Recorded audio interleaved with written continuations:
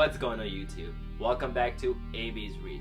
If you want to see how I am curing my Pukani and Reef Saver dry rock that I did a video on 2 weeks ago, stay tuned and I will catch you at the end of the video as always. So I like to cure my dry rock in a separate container, not my display tank, and I will show you why as the video goes on.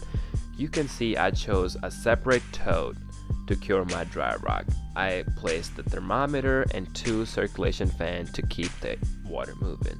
I added some dried shrimp, that way I can add some ammonia in a few days, and I also added some biospira to add some nitrifying bacteria. I added the recommended dosage and I covered my tote for 2 weeks. In those 2 weeks, I did come back every, I would say about 5 days, checked all my water parameter, make sure everything is good, make sure check the rock, make sure the heater's working, fans working, all that good stuff. So as I covered it, I'm gonna show you some pictures and some shots of my Pukani rock. Here's my favorite rock so far.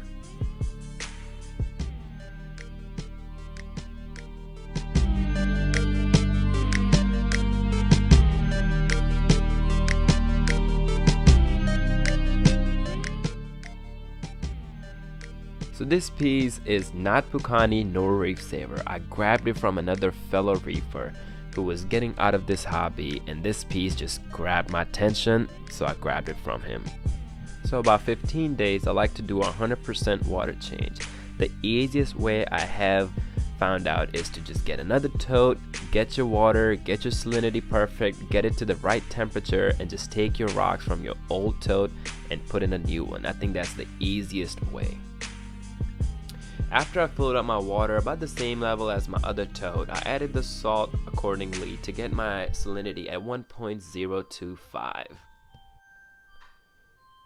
To check my salinity, I like a refractometer, and I will do a video on that too in the future because I don't like those arm hydrometers because they are not, let me repeat that, they are not accurate. So get yourself a really nice refractometer, as I've learned it the hard way.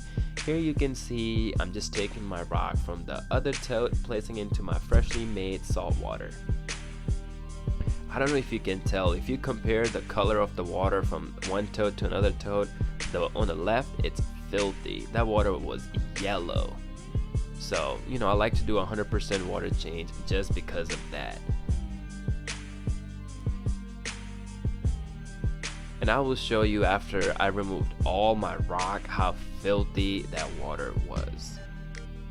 As I'm removing the dry rock from the old tote, I like to give it a good shake in the water. So if there's anything sitting on the rock that's been there for 15 days, it can fall off. I am not sure how I'm gonna place this piece into my display tank. And one more thing, as you're arranging all your dry rocks into your tote, you want to make sure that all your rocks are fully submerged in your tote. As I am finishing here, you can see how filthy, dirty that water is. Here I'm gonna move my camera to show you that water. Just look at that water, and this is why I like to choose a whole different container to do my 100% water change. That way I can just remove all the filthiness, all the nasty elements, see, look at that. I don't want that in my new water tote. Look at all that. That's why I don't like to cure my rock in a display tank, because all that you cannot remove from a display tank. Here it's very easy for me to remove it. So it is a personal preference, but I like to make sure when I am placing those fans, those wave makers into my curing tote, that it is moving your whole surface. That's just how I do it.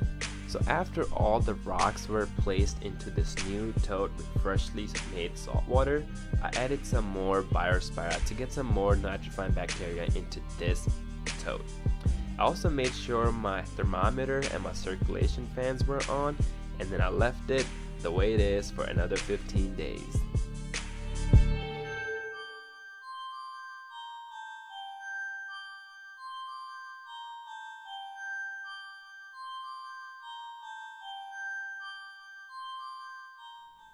Welcome back, YouTube. I hope that you enjoyed my video, and if you did, make sure you hit the like button down below.